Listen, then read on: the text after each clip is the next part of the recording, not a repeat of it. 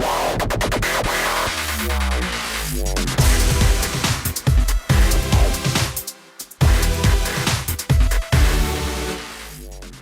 everybody, it's Monday, December 15th, 2025. Welcome to the NFL Fantasy Football Podcast. We're ready to spit hot fire. It's me, your man, MG Marcas Grant, joined by Michael F. Florio and LaQuan Jones. And happy Victory Monday. All three of our teams pulled out wins. I'm never happy when it's all three of us, though, to be honest. Just saying. Because you're never happy anyway. Like, it doesn't matter. Like, even when I'm really happy now. You see the shirt. It's Victory Monday for sure. When the Rams win, you find a way to nitpick at it, like something wasn't right. I did that once. I did that against Baltimore, which we know that game was bad. Like, we should have won that game. Beefing with other fans. Yes, that is correct. Very accurate. I'm outside. I'm barking. Like, bring the smoke. You can't just enjoy. Like, you talk about me, like, not taking L's. Like, you don't take W's, man. Like, you just don't. You just can't. That's hilarious. The Rams win. The Niners win. The Bills win, Florio, in incredibly dramatic fashion. You were literally the meme of, like, not gonna lie, they had us in the first half. Like, that was the Bills. Yes. On Sunday, but, you know, Joshy to the rescue, and they come and they pull it out. Yeah, and so I want to take a second to address these Patriots fans that have been in my mentions and I'm seeing online. Because, look, I was told all week that this man on my shirt, Drake May, is the best quarterback in the division. And, look, I've been on Drake May since before Patriots fans were on Drake May. But I do want to apologize to them because everything they're saying is true, right? Like, it wasn't the special teams and their defense getting cooked. It wasn't Josh and James being the second best player, the best players down the stretch, or May airmailing throws and failing to secure his first ever career fourth quarter comeback. It was the refs.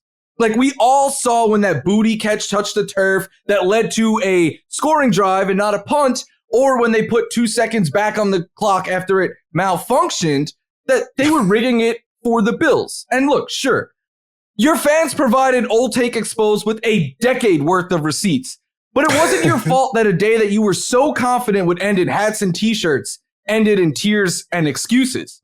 And yes, everything you're saying, this is the Bills Super Bowl. It is why Josh and James in the first half were screaming at the other sideline. It is why they went live on Instagram after the game, dancing and celebrating, because it was one team Super Bowl, and that was clearly the Bills.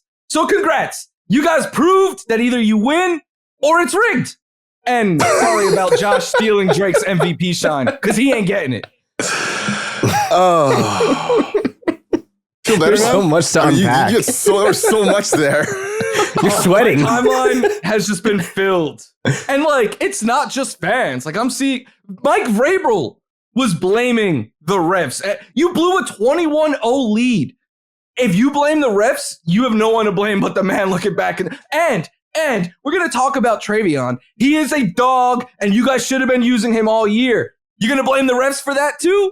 What are we doing, guys? Bars. Always remember, Bars. When you point the finger, 3 are pointing back at you.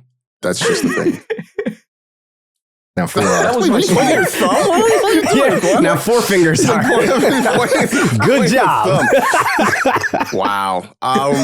I will say this, though, Elku, because you were probably on the Josh Allen side of things because you were, not because you wanted the Bills to win, you want to push Drake May off the stage. That's kind of all.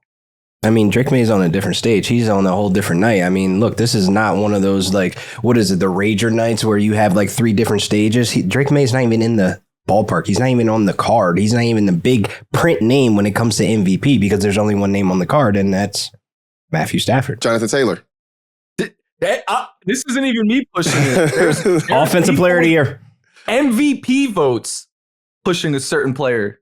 Did you guys know that Jordan Love is 3rd in the MVP vote right now? Like, where did that come from? Is that the Toyota promoting that this weekend? He probably got knocked out of this, but he was playing good football. Josh is legitimately the biggest competition for Stafford now. This isn't me he saying played doo-doo the entire month of November. What are we talking about, bro? You don't want to compare resumes. So that's what it is. Of who they've beaten head to head. I do. I will go we ahead. don't have that. We don't have that kind of time on the show. We got stuff to do on the show here today. We're talking about Phillip Rivers after what he saw, or what we saw from him, I guess, against the Seattle Seahawks. We'll have some playoff week 1 heroes and villains. Also, I don't know, some other things that I half-assed on the rundown and didn't finish. But we'll do some drop zone. We'll do some waiver wire stuff. Look, I got distracted yesterday. The kid wanted to play Minecraft. It was a whole thing. Anyway, we'll start with some news headlines, though. And there were some really big news headlines coming out of the Sunday of Week 15. Maybe the biggest one, Patrick Mahomes has torn his ACL in the loss to the Chargers that also officially knocked the Chiefs out of playoff contention. So for the first time in a decade, the Kansas City Chiefs will not be around for the postseason. And now we have questions about how long until we see Patrick Mahomes on a football field again. The early speculation, probably not until the middle of next season, I would suspect. Gardner Minshew came in, threw a pick that ended whatever little hope Kansas City had. But the question I'm going to ask you, Florio, is does this mean we are done with Kansas City Chiefs in fantasy in 2025?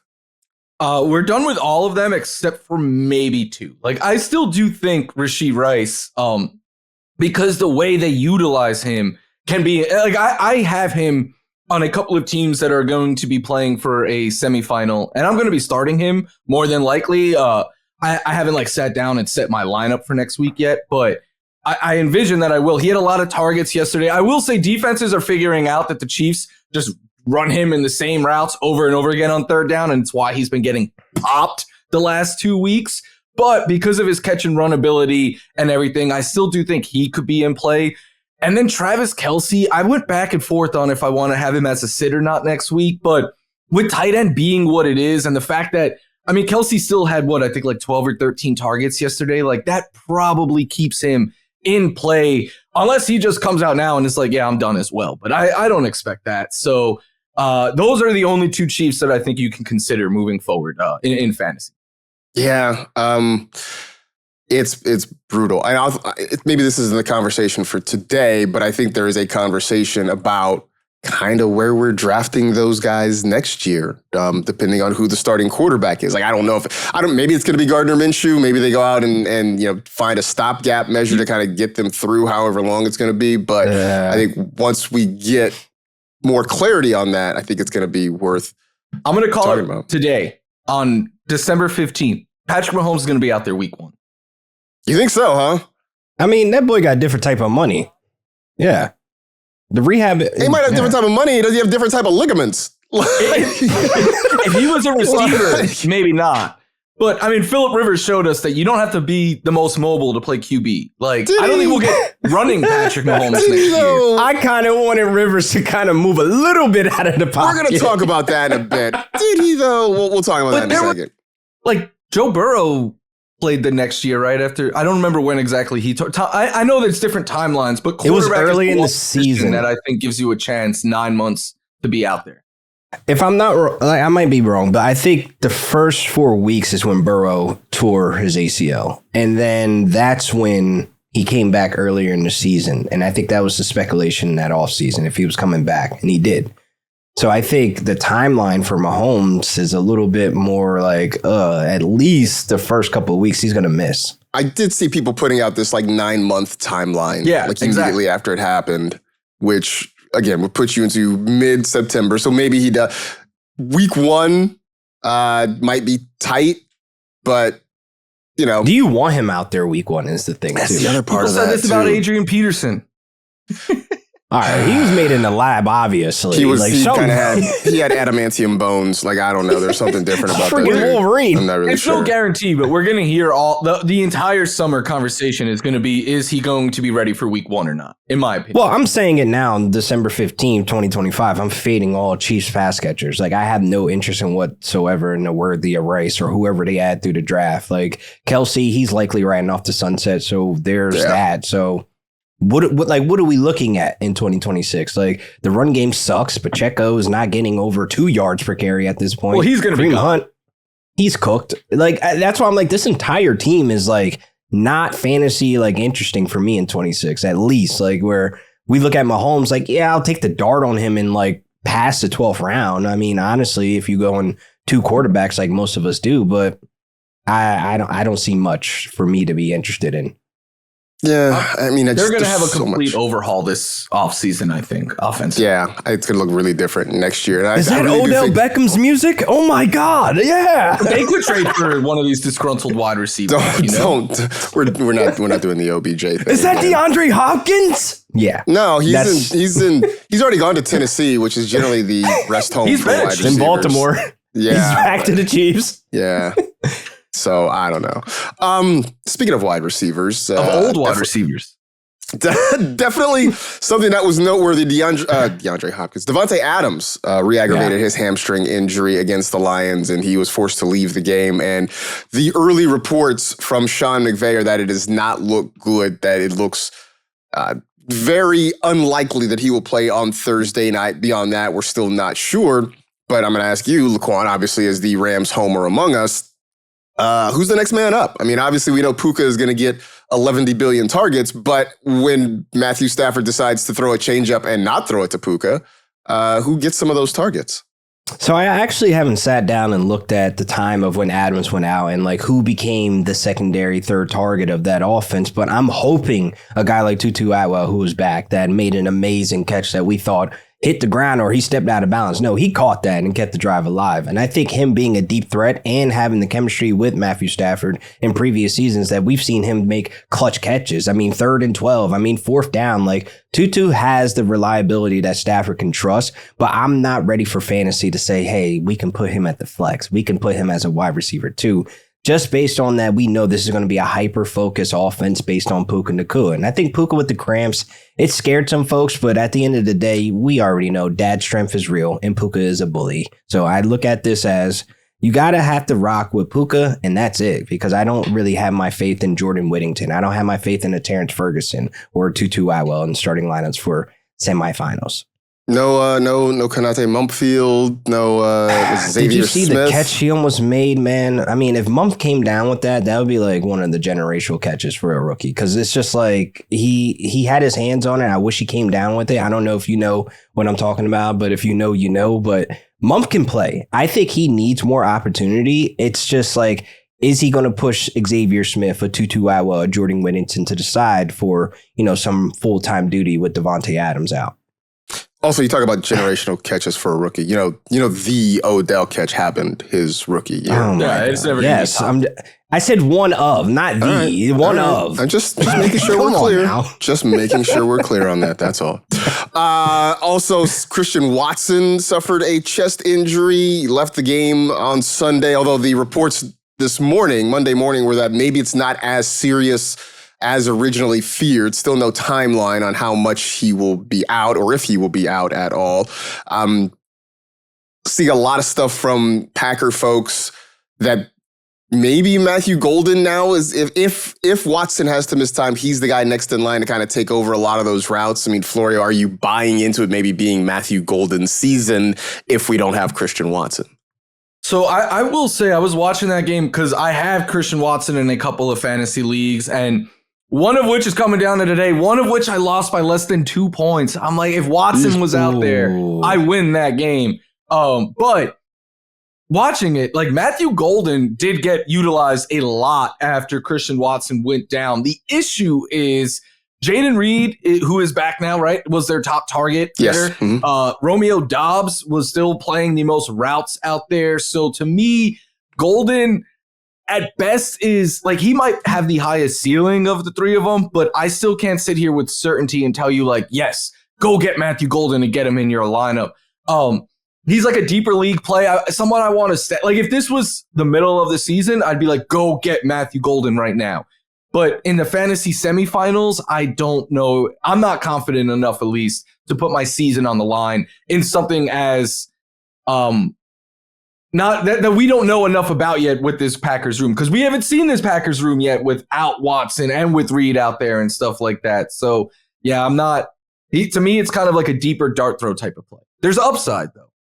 They're just kind of cursed to not have all their guys together for an extended period of time. Like, it just apparently it just can't. Either Reed's hurt or Watson's hurt, or I mean, they just can't seem to keep all these dudes together for a long stretch of time. My issue with Golden is that he's not a full-time wide receiver. Like, he's still not playing 50% of the snaps or even 60 of what Jaden Reed came in off the stretcher. So it's like, I don't know if I can even go out there and say, like, it's a reliable, wide receiver you could put in as your flex. Like how Florio was saying, like, it's one of those deeper dart throws. Like, I have a league where I have so many flex spots. Like, I see myself probably throwing Golden in one of those where it's like, I have no other option. The waiver wire is dry, Like, I know some folks have held on to Matthew Golden for a really, really long time because, again, he has the talent. He's in a situation where the quarterback play is above average, but it's just like he's not a full-time wide receiver yet. So we have yet to see that happen at all this season, even when Watson was out or even when Jaden Reed was out. Like, he just wasn't that type. It was either Romeo Doubs or Tucker Kraft when he was healthy. Yeah, I mean, I get it. It's his rookie season, but definitely he did not make the impact that I think a lot of people thought he would. I mean, remember, like, after the draft, people were like, Matthew Golden to the moon. Like, they spent a first-round pick on a wide receiver. That's got to mean something. And so far, it hasn't meant anything. Rams spent a second-round pick on Tutu Atwell, and here we are in 2025, still trying to get him as a full-time wide receiver. But, I mean, draft capital means nothing in fantasy. Yes and no, but in this case, no. Also, Tutu is wee. He's a wee man. I mean, it's hard to like have him out there. Why'd you say it like that? He's wee. He's a great player, man. He's a very good player. $10 million contract. He's playing up to it when given opportunity. He's also wee. That's all. Devin Neal left the Saints game, their surprise win over the Panthers. By the way, the NFC South is pure chaos, and I love every moment of it. Devin Neal leaves the game with a hamstring injury. LaQuan, can I interest you maybe in Audric Estime?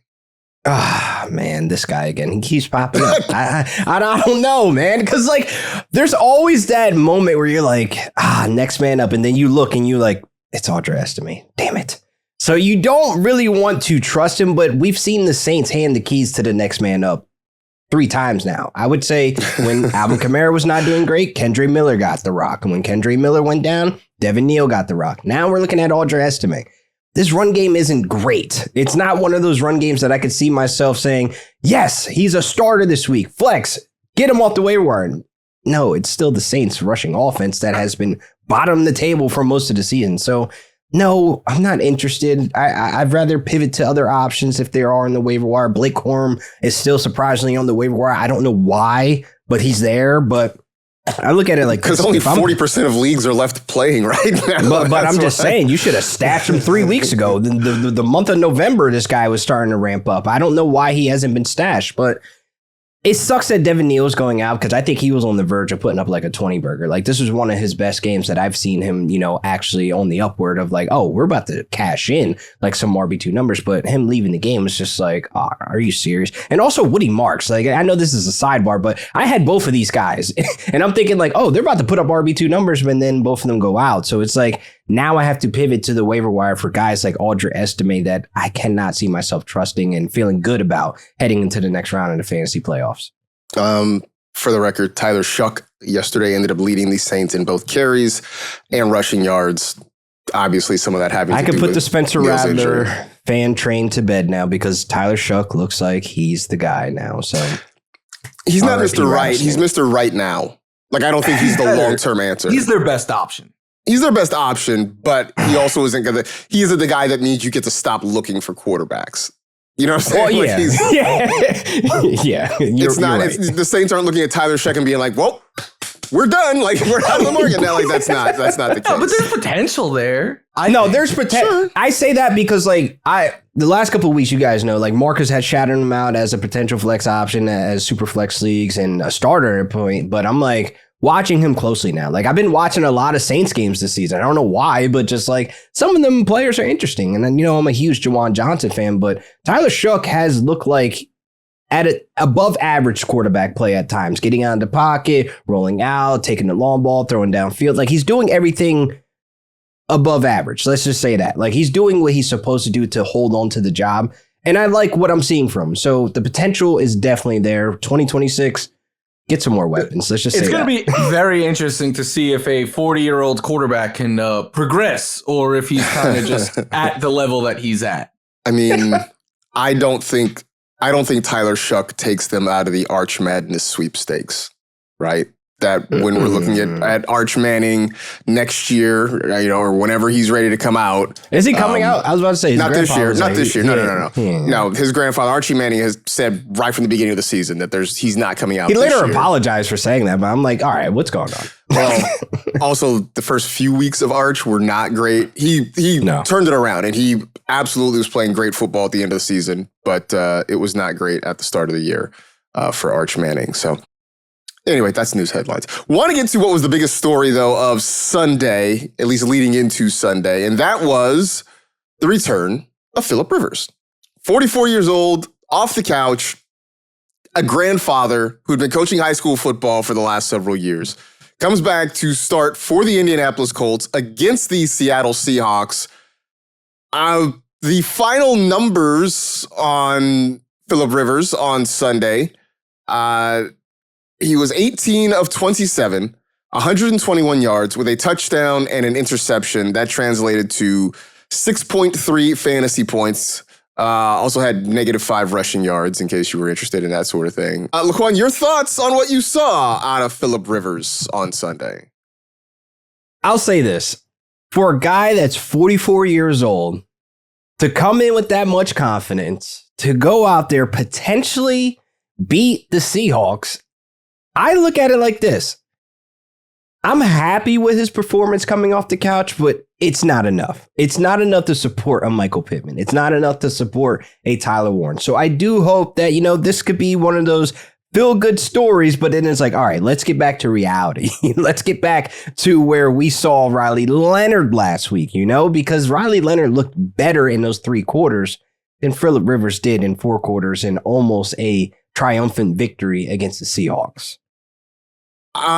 I saw a guy who, obviously the football IQ was there, which is what we all expected, right? I mean, the dude's been around the game forever. He knows what he's doing.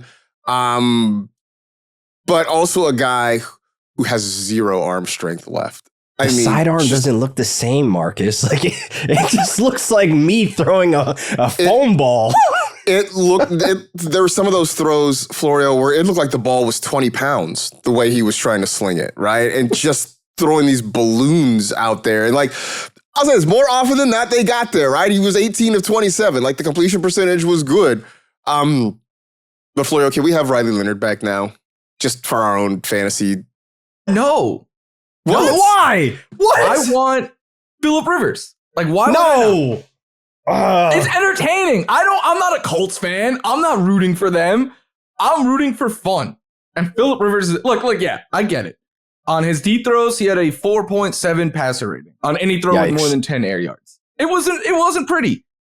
It also was his first game in 5 years that he had 3 days to prep for against what has been the toughest secondary in the last 6 weeks. I mean, if it was Anthony Richardson coming back, sure, sign me up. But if it's Riley Leonard or Philip Rivers, as an objective viewer, I want to watch Philip Rivers. What is wrong with you? What do you got against Riley? I want Tyler Warren to have more than 3 catches for 19 yards. That's all of the Colts were terrible. We're going to talk about that because that you cannot trust. But can you trust them with Riley? We don't even know that. Yes, you can. We do know that. Pittman finished he's finished. Those 3 quarters against William Trevor Mid-Lawrence, he honestly looked a little bit better than him in those last 3 quarters.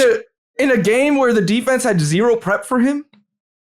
So what? It's still pro football. This guy is like a 3rd string, 4th string quarterback at this point. And come on. Think about it this way. Shane Steichen and the Colts have watched Riley Leonard all year. And they were like, you know what? Let's go get Philip Rivers 5 years on the couch. It's to keep the fans engaged and have the hope that they're going to the playoffs or even the Super Bowl. Riley Leonard gives them the best shot. If we don't try Rivers, we're not making the playoffs. That's brutal.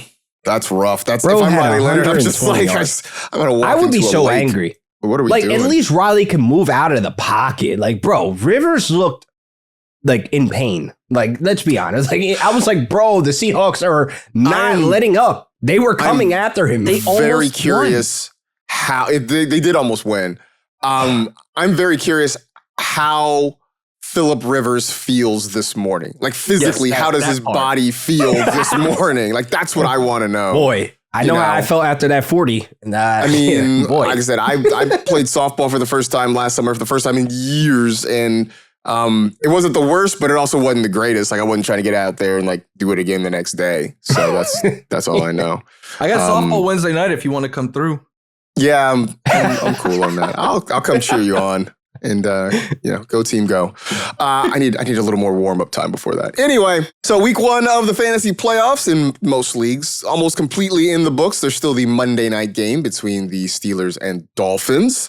I should say Dolphins and Steelers, right? Because it's in Pittsburgh. It's supposed to be crazy cold, and everybody's already bringing up the fact that Tua Tagovailoa is 0-5 in his career when the temperature is at or below 40 degrees. I think the forecast was like 18 with 16-mile-an-hour winds potentially. So that seems bad. But other than that, everybody else has already played this week, so I figured we'd do some heroes and villains. LaQuan, who was your fantasy playoff hero in this first week? Wow. I mean, to roster Tony Pollard and make it to the playoffs to this point, I mean, in the last 3 games, bro, he's been a top 3 running back. Like, what is going on? He has the second most rushing yards behind behind James Cook right now.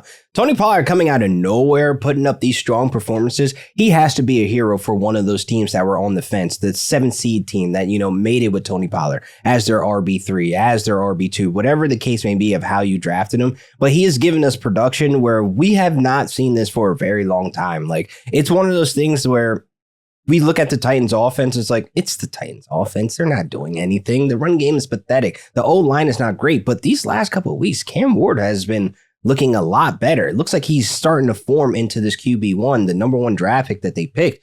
And it's contagious. You're seeing guys like Van Jefferson, Alec Ayumanner, and you're seeing Tony Pollard step up now as the RB1. So he is definitely a hero in this round of the playoffs for a lot of fantasy managers. I think what's happened, at least the last couple of weeks, is they're not getting blown out like from the jump, right? No. I think that's because I was going back and looking at some of Pollard's numbers, and efficiency-wise, he's actually been okay. The problem is they were playing from so far behind in the second half usually that they just had to scrap the run game altogether, and they're kind of using Tajay Spears as their pass-catching back. But, last week they beat the Browns. This week, they kind of stayed within arm's distance of the Niners for most of the game. There was at one point San Francisco got up by 3 That's how scores. you guys play bad teams this entire season. I mean, that's why you guys are a fraud at what your record is. But I'm sorry, I'm going on the rant. But go on, continue, Marcus.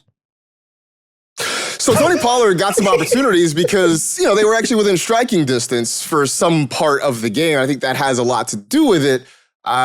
They had just been getting run out of the building. And so the game script was forcing Cam Ward to have to throw the ball a lot, which is also why Cam Ward has been sacked more than any other quarterback in the NFL so far this year. Florio, is your chance to make nice with Patriots fans when you talk about your playoff hero for the week. Travion Henderson. And let me just tell you this, right? I know you all saw the 30 points that he dropped and the 2 touchdowns and everything. But did you know that in NFL history, the entirety of the NFL, playoffs included, there are 3 running backs who have multiple games where they ran for a 50-plus yard touchdown, 2 of them in the same game. So those running backs are Chris Johnson, Saquon Barkley, and Travion Henderson, who has done it in 14 games. 14 games where his own coach didn't want to give him the ball and wanted to use fumbleitis over him. And now you gotta explain how one of the greatest rookie seasons was held in check because you didn't want to use him more. That being said, I'm here to tell you I was not wrong. None of us who believe in Travion were wrong.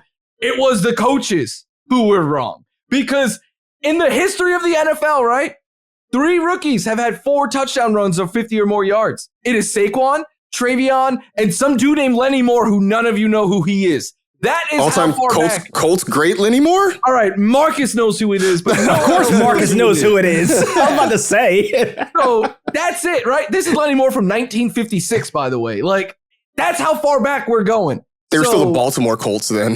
Yeah, I'm just saying, like, he is really good. He is awesome. And if you have him and you made the playoffs, congrats, because he can just keep. I know next week they get the Ravens. I'm playing Travion, no questions asked if I have him. All right. By the way, Mr. Fumble Thumbs was in my he was in Sleeper's column. He got you 10 points if you're into that sort of thing. I wrote him up. Yeah. He was good. He was solid. But he's not Fumble Travion, Thumbs was there. No, you're right. Mine's Jacoby Brissett. For those of you who had the stones to play Jacoby Brissett. I played him. And I said this on another show that if you're starting him, like, don't watch it. Like, you don't want to see, because it's not going to be fun to watch as it happens. But the thing about Jacoby Brissett is going down 3 scores only makes him stronger. And that's kind of what happened against the Texans. They went down multiple scores. Even at the beginning, it looked kind of rough. They couldn't move the ball. No, not really a surprise there against that Texans defense. But in the second half is when he started to clean up, because Houston was up by multiple scores. You know, they were starting to back off a little bit. They're like, hey, let's just keep the ball in front of us. Let's just, just don't give up any really big plays in the passing game. Trey McBride had a couple of touchdowns that were sort of inconsequential. I mean, they got doubled up 40-20, but Jacoby Brissett, 249, 3 touchdowns, gave you over 20 fantasy points yet again. I mean, what? He's gone. I'm looking at this right now. Every game that he has started this year, he's had at least 18 fantasy points. Every single one. He has been fantasy gold this year, and it doesn't even matter. Because the Cardinals can't run the ball and their defense is bad and they're falling behind, you just know Brissett's going to stand back there and he's going to sling it a bunch. And so, like, now you look at the rest of this playoff schedule for them. They got the Falcons. They got the Bengals. I said this several weeks ago, and I stick by it.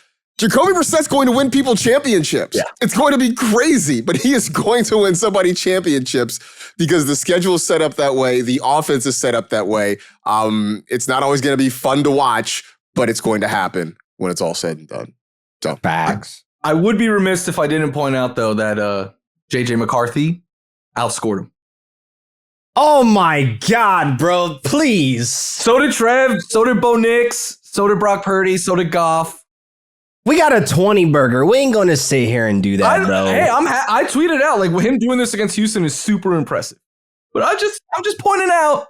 Bro, I don't care what defense it is. I'm starting Jacoby Brissett rest of the playoffs. He's past the toughest test. This was like it's all downhill now. One matchup to get away, in my opinion. Can't have a hero without a villain. Who is your villain, LaQuan? It has to be Justin Jefferson. And I really want to address the room. Like, who in the room is with us that actually has rostered Justin Jefferson who are sitting in the playoffs right now? Because I would say this. I lost to a team that played Justin Jefferson. The Watson team that got hurt. I told you, I lost. He had Justin Jefferson. He also had Travion, but... but that's not the point of the story. Yeah, but who did he sit? Because I feel like this is a villain arc. And I feel like now, when we look back in the summer, the lack of chemistry that was built between him and JJ was a red flag because he was dealing with a hamstring injury all summer. They said they're friends. Oh yeah, we're friends in public. He also almost had a huge game. If we're keeping it a buck, we are keeping it a buck because we watched this game. Touchdown bounce off his hand and he got tackled at the 1. But this all goes to that chemistry of what I've been saying for the last couple of months. There is no chemistry there. That's why Jalen Naylor and Jordan Addison and TJ Hawkinson and Josh Oliver are able to have these type of games with him because they spent the most time with him in the summer. And I got to say this, him getting benched and then the weird concussion and ankle, all that stuff took away time for him to build this chemistry with Justin Jefferson. So he is my villain because for the simple fact, he's burned so many rosters in the playoffs because we keep looking at his big name and saying, oh, yeah, we got to start him. But instead of looking at the red flags that we have seen for the last couple of weeks, like, what are we doing? That chemistry is the reason their O-lineman went a yard 2 downfield that took the touchdown. I don't even think it's a chemistry issue. I think it's a thing that for whatever ball reason... placement. Look where he's placing the ball. Yeah, no, but that's not a chemistry thing. Why are you throwing that so high up? It's just... When it's all these other guys, J.J. McCarthy seems to be on target. When it's Justin Jefferson, he turns into a stormtrooper. He's just blasting everywhere. He doesn't know where to place the ball for him. Look at some of those passes. That reference would have hit if LaQuan had ever seen Star Wars. Stargate, Silence. Star Wars, Star Trek, same thing. They're vastly different, but that's okay. If we're being honest, he could have went offline. Like, there was a lot that went wrong. It was there. It just didn't happen. Whatever. We'll see. There are questions. Florio, who was your villain for week 1? All of the Colts. Because none of them are used. Like, Josh Downs led them in fantasy points with a touchdown. He had 13 yards. Like, he needed every one of his 3 catches to crack 10 fantasy points. Michael Pittman Jr. had less than 5. Alec Pierce had less than 5. Tyler Warren had less than 5. Like, you cannot start these guys. If you have them, I would drop them before I would start them. Like, I'm not playing any of my Colts. And yet you won't let us have Riley Leonard. Warren if you're desperate, but that's about it. You won't let us have Riley Leonard. We want Riley. How? But we don't know if, like, the coaches are telling us that as a passer of the football, Phillip Rivers is better. But even That with Riley is a Leonard, Michael bold Pittman was held in check. Face lie. That is a bold-faced lie. Come on, What man. did they do the week before with Riley Leonard? We got good fantasy production from Pittman and Warren. He did have more passing yards last week against Jacksonville than Phillip had against Seattle. Well, Seattle is. All right, I'll give you that. Seattle's a different animal. It's a different beast, And for sure. But the Jags ain't soft either. That's a good defense. they're not soft, but they're not the number one tough defense. Like again, since week 10, the Seahawks have allowed the lowest completion percentage and passer rating on passes to wide receivers. All right. Anyway, my villain's Joe Burrow. It hurt, right? You got 5 points out of Joe Burrow, 5.5. Let me be specific here. 225 passing yards, no touchdowns, 2 interceptions. And this was coming off of 2 really good games. He gave you 19, he gave you 23 in that game against the Bills. So you thought in what was, kind of a gotta have it matchup for the Bengals. I mean, even then their chances were super slim. But against the Ravens defense that hasn't been good all year, that he got you next to nothing was Got less than Phillip Rivers. Hugely disappointing. Yeah, he had fewer points than Phillip Rivers did. Hugely disappointing in a really, really big spot. So if you were starting Joe Burrow, I'm guessing you probably didn't live to see next week. But if you did, I mean, I guess good on you, but it was bad for Burrow this week. I was going to do a WTF is going on, but I'm going to scrap that because we're talking a lot. But I do have some questions from week 15, mostly because I want to ask LaQuan this question. Are you ready to use Trevor Lawrence's proper name now? Dude put up 40-something points. No, like his actual name, like not what William. you call him, like what his mom William. I don't think his mom calls him William. She probably does. I'm pretty sure when she he's in probably trouble. does. When he's in trouble. Listen, I respect him, okay? I respect him. I respect William. I respect Trevor. I will not say the mid because he put up 53 points in my starting lineup against one of my biggest leagues, and I'm very happy and grateful for that. But can he keep this momentum? He got Denver this week. I'm looking at this matchup like, there could be some wiggle room for him. But if he shows up and shows out against Denver, then I would no longer call him mid because he will be on a hot streak. He has the Mario star power. He cannot be touched right now because what we saw, not even Travis Etienne saw him play like that. He won a championship, a national title win, and he said he's never seen him play like that. So I respect the game, but we will see. He'll be put to the test. This is the biggest test coming this week if he brings it home to me. I will say, if you have Trevor Lawrence, you're aren't necessarily riding on him every week, right? Like you probably have some other options. Like this might be the week you back away and then you try again in championship week against the Colts, if that's what it comes down to. I think that's possible. But last 3 games, 9 touchdown passes, no interceptions. Also a rushing touchdown. I will say it is documented that the last 2 Monday shows, when we were talking about playoff stash and pickups and all that stuff, Mr. William was on my list. So I will say this. Yeah, but that's because you had to roster him in your league. That's it. Yeah, you gotta call a dude by like not the name he prefers to go by. Like, you gotta just tweak him a little bit. Like you can't just let it ride. You can't just let him be. What does his ID say? Probably says Trevor. Yeah, I'm pretty sure it says William if he wants to get on airports and airplanes and stuff like that. But whatever. All right, I'm gonna start calling you like what's your middle name? Not disclosing that. We're gonna find out. We're gonna find out. I'm gonna start calling you by not doing that. Like he wants to be Trevor. Like let the dude be Trevor. That's all I'm saying. It's an all-time bet. Like, look, I ran into him in the Fantasy Live League. Kudos to you, Marcus. I hope you win it all now. But for anyone like me, it's all-time bad beat because he's the first player in NFL history to have this stat line that he did yesterday. And he in his whole career had top 30 fantasy points twice, and he scored 45 yesterday. Like it was the Jets. It was the Jets, though. Let's cool it. Yeah, and he put a 45 on it. I don't care who it is. He put 45 fantasy points. That's a huge game. He didn't have to do all that. You know, they were up like 30 and he was still slinging it. Yeah. Florio, is JCM back after yesterday? It was the Giants. I'm not willing to say. You see? Come on. The Giants have been getting ran all over all year. Who do they get next week? They get the Giants. Eagles. No way am I playing him. In fact, I'll tell you to sit him right now against the Eagles. Like, it was fun to see. He got the touchdown, all of that, but I'm not. They also were leading the entirety of the game. It was perfect game script against a bad matchup.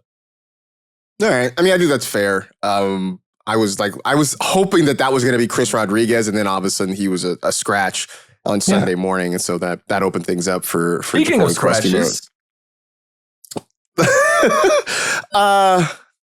DJ Moore had 2 touchdowns. Is DJ Moore a thing now? I'm not gonna trust it. Like, come on. Like, did we see that happening in that game? Like, show me one fantasy analyst or anybody that said start DJ Moore this week. Because, like, even with Roma Dunze not being in the game, which he hasn't been in the game for a very long time, his dad is probably crashing out right now on the Twitters. But I feel like DJ Moore is going to be that up and down roller coaster where it's like we look at this game, we get all excited, we paint this beautiful picture, and then he lets us down. And that's kind of just what it's been. It's been every other week. Snip, snap, snip, snap. How can you trust that in do or die matchups in the fantasy playoffs? And I look at some of my rosters that I did roster DJ Moore and then I dropped and et cetera. I picked up bigger and better things like a Christian Watson. But now that he's injured, do I go back to the waiver wire and say I can put my trust into DJ Moore? Like, it just sounds really nasty and yucky. So if you're in those situations, I can understand why you have to indulge in that. But like for somebody that's like sitting pretty at the wide receiver position, I'm not even batting an eye looking that way. Luther Burden has become a bigger part of that offense the last couple of weeks. He's looked good. He's looked good in his opportunity. I look forward to him in 2026. That's a conversation that needs to be had. Yeah, this felt kind of fluky for DJ Moore. Touchdown looked amazing, though. Yeah, no, great. One in the back of the end zone. Some great plays for sure, but yeah, I don't know that I trust it. All right, time to make some waiver wire moves, some roster moves as you get ready for the second round of your fantasy playoffs. So we will start with the drop zone, the folks that you are letting go of to make room for people on your roster. So who are you saying goodbye to, LaQuan? Zach Charbonnet, if you're still rostering him, like him and Kenneth Walker are just unusable at this point. Like we're looking at fantasy points with single digit numbers next to their names. And like, it's not a backfield that at the back end of the season right now that's going to figure it out and like create these scoring opportunities for Kenneth Walker or Zach Charbonnet. I should have put Zach Charbonnet / Kenneth Walker because neither one of them were usable in starting lineups for the rest of the season. And with Thursday against the Rams, difficult matchup on the ground. We know that they're stingy getting guys into the end zone as well. I just feel as though now it's time to rip the Band-Aid off and look for other options. Yeah, it's fair. I mean, the Seahawks running backs have just been so frustrating all year. And like, I say this as the person who was like, waving the flag for Zach Charbonnet at the start of the year. I actually finally had to drop him. No, he went to UCLA. Stop. I know. School. That's your school.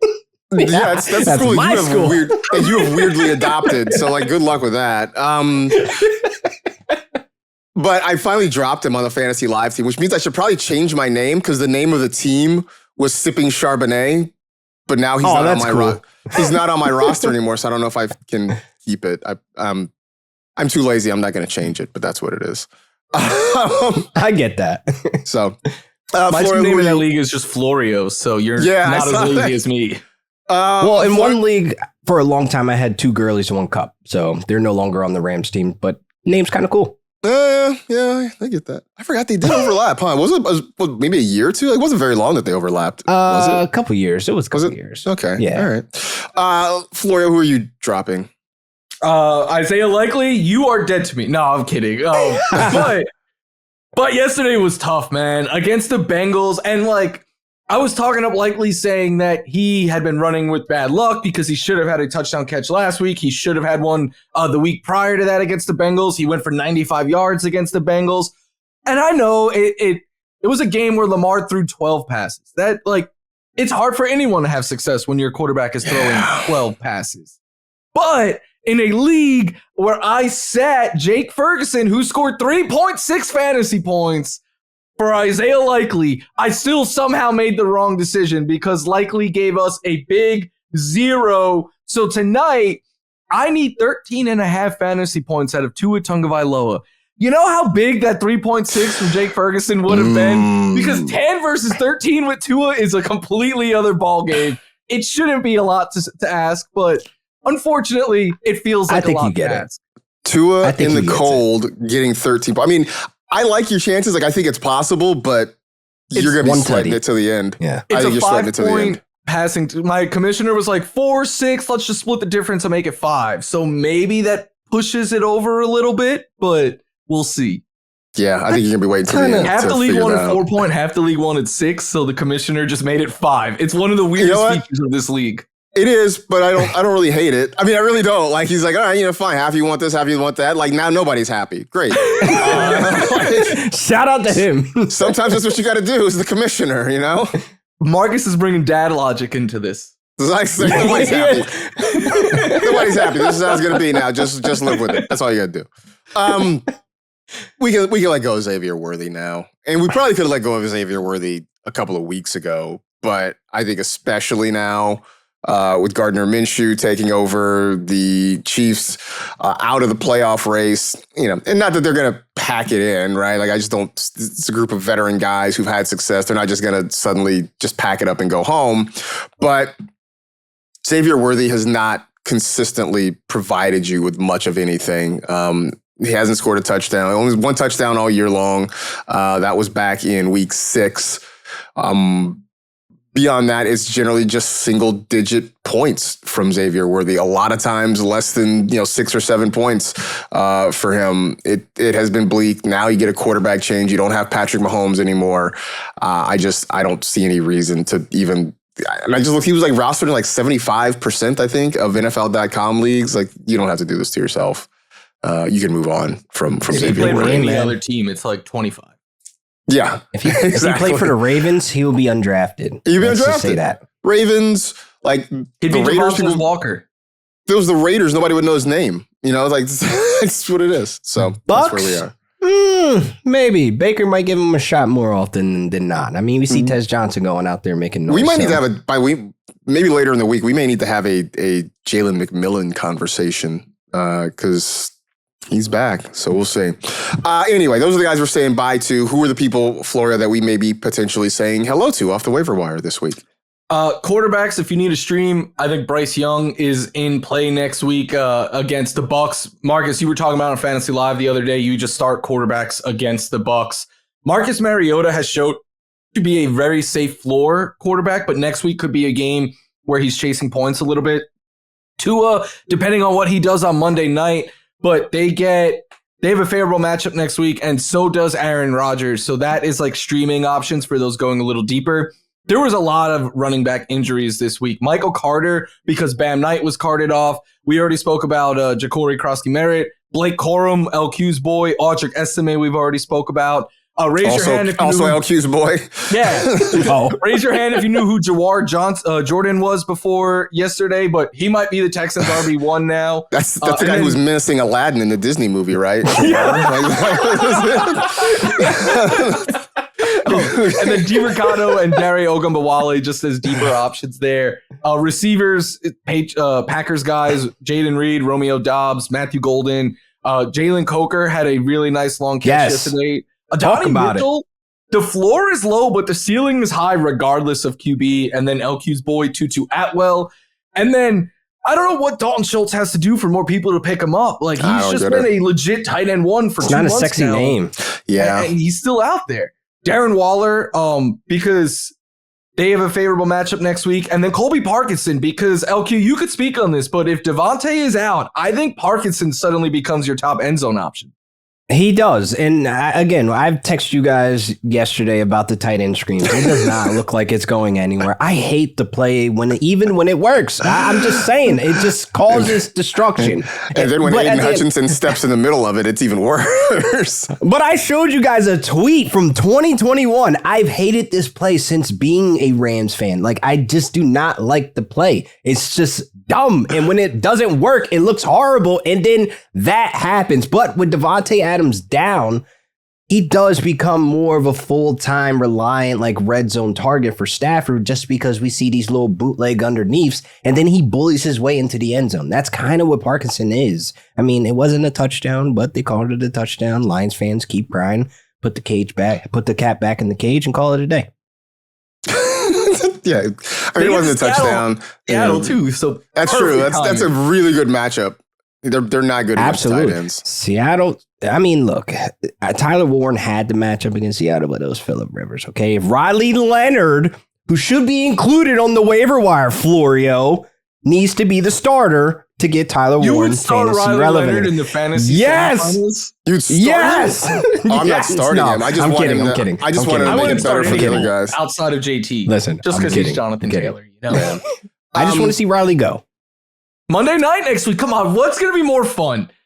Riley Leonard beating the Whiners. No, beating the Whiners. Riley Leonard will just make this entire birthday week. Honestly, like, you don't. No, so I'm gonna push back on that one, because I think for you personally, Phillip Rivers beating the 49ers would be much more satisfying to you than Riley Leonard. It would be more embarrassing, but it would be much more satisfying to you than Riley Leonard. I'm just putting it out there for you personally, LaQuan. Just like, for you. What is LQ gonna say if Phillip Rivers and the Colts beat Seattle right now? Like, I was sitting there, I was rooting for it, even though it's better for the Bills if Seahawks won. But, like, I just want chaos, and Phillip Rivers I got to be honest.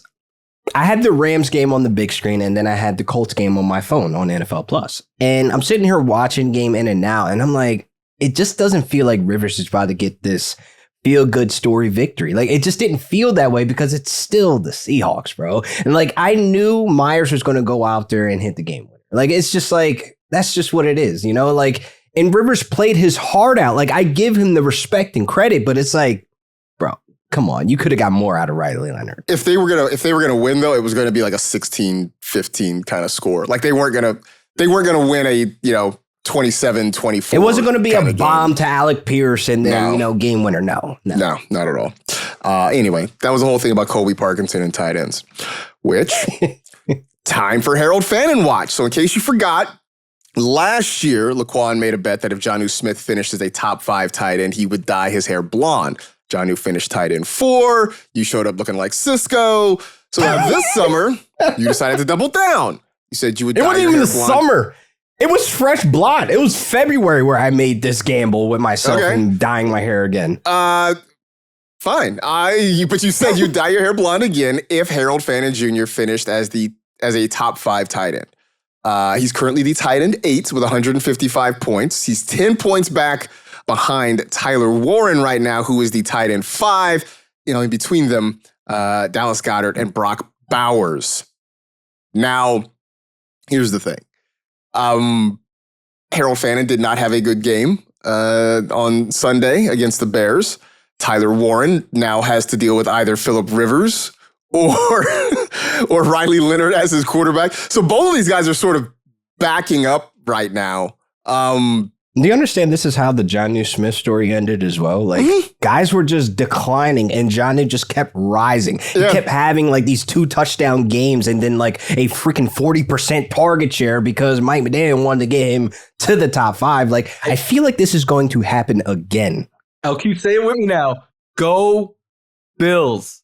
They're in the toughest tight end matchup, and that's who gets Fannin this week. I mean, so Dallas Goedert is tight end 6. Brock Bowers is tight end 7. So he has to leapfrog those 2 guys and Warren to get into the top 5. Which is possible because you have Brock Bowers with Kenny freaking Pickett. And look, I'm rooting for Dallas Goedert because he's getting all those design plays, little shuffle passes inside the 5. Like, cool, you keep scoring because that will keep Fannin in check. He'll finish as tight end 6 maybe. But it's really the Tyler Warren and the Brock Bowers of the world. And then even looking at Jake Ferguson, who's been single digit list. Like, it's one of those things that the last 3 games, or the last 2 games, I should say, this could possibly happen if he blows up against the Steelers and tops it all off. Oh, this is going to be fun to Wait watch. a second. We get Jonnu versus Fanning. Oh, my God. This is going to be beautiful. Worlds colliding. Jonnu versus Fannin. Wow. That is amazing. While we're on Can't wait. tight ends, I just want to point out real quick, Trey McBride has more than 90 points than any other tight end. Like, Yeah, one of the godly. biggest positional advantages probably in fantasy history. Shout out to him. Yeah. I mean, that was why I had him as my tight end 1 this year. Same. I think we all had agreed in the summer that he should be tight end. He should be the 1. tight end 1. Yeah. 2 years in a row he should have been, and yet finally he will get it now, and that's gonna Finally, be he's annoying. getting touchdowns. That's what it is. He has more touchdowns from Jacoby Brissett than Kyler Murray he has in his entire career. Like, it's insane. Wow. All right, so as we wrap up the show, LaQuan, it was your birthday on Sunday, so happy belated birthday. Actually, we saw you on Saturday also, so we've kind of bookended the days. But we give you a hard time about a lot of things on this show, some of which you have rightfully earned. But you know what? We're not all bad. We're not all about tweaking you, right? Like we genuinely love having you on the show. We've all become friends. It's great having you here. And so, as a gesture of good faith and because we like you, I reached out to a mutual friend of ours, LQ, and asked if he could record a birthday message for you. So, Kyrie, if you've got that, can we play the birthday message clip? LaQuan, first of all, let me get this out of the way. Happy birthday, man. Happy trip around the sun. I hope this year brought you some wisdom, some joy, and some peace, and love. Like I said, it's your personal new year. Hope you enjoy your day. So, how the hell haven't you seen Star Wars by now? Bruh, are you serious? I thought we were tight.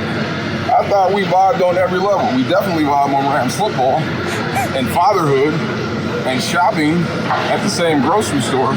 But had I known you have never seen the greatest series saga known to man, I wouldn't have gave you a second thought. Get your ass in front of the TV ASAP. As a matter of fact, me and Marcus are going to have a movie watch day so we can get you up to date. We just can't let this stand. Happy birthday, big dog. That was former Rams defensive lineman and Rams sideline reporter DeMarco Farr, who you guys are like semi-neighbors, right? You guys run into each other at the grocery store regularly, right? Quite often, man. That was freaking great. Thank you guys for that. And man, like the thing is, it's like I've seen DeMarco at the same grocery store twice, but then a third time across town at another grocery store. I'm like, dude, there's no way this is happening. What are you doing here? But I do respect, I do need to see Star Wars then, because if it's that big of a deal, then, all right. I'll venture in to see what Star Wars I can dip my toe in. It has only been a major part of American culture for almost 50 years now, right? Like, dude, I told you my first 14 years of life, I got that confused with Star Trek. Like, that was dead serious for me. I kind of get it. Like, that's fine, but you're well beyond 14 now. Yes. You're no longer 14. I will watch. But Florio has never seen Back to the Future. Don't make me the only guy that haven't seen a pop culture movie There's or only 3 Back to the Future films. There's like a whole universe literally of Star Wars movies. I get it. That's like never seen the Avengers. I got it.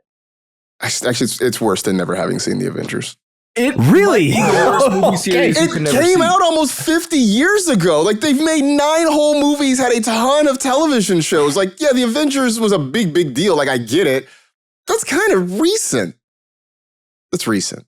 I'm sorry. A lot of shows have done apologize. Star Wars spin-offs and stuff. Like, Well, so we have a couple movies for the film festival this offseason. That's going to be watched. We got a ton for sure. So anyway, happy birthday, dude. That's long and short Thank of you, it. man. I appreciate happy it. birthday from DeMarco Farr as well. So anyway, that will do it for this edition of the NFL Fantasy Football Podcast. Stay happy, safe, and healthy. Do good and live well. Enjoy the week, everybody. We'll talk to you again on Wednesday.